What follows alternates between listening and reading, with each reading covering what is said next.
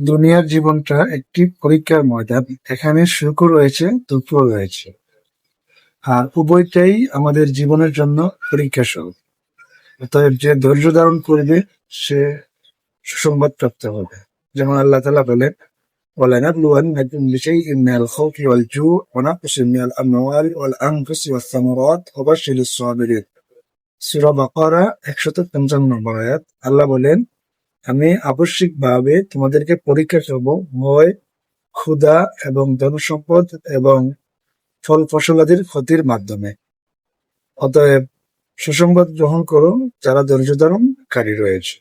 অতএব আমরা যে কোনো বিপদ আপদেই, যে কোনো ক্ষতির মধ্যেই, যে কোনো অবস্থায় থাকি না কেন, আমরা ইনশাল্লাহ ধৈর্য ধারণ করে এগিয়ে যাব। আল্লাহ তাআলা আমাদের সবাইকে কোরআনের আয়াত মোতাবেক আমল করার তৌফিক দান করুন। আমিন।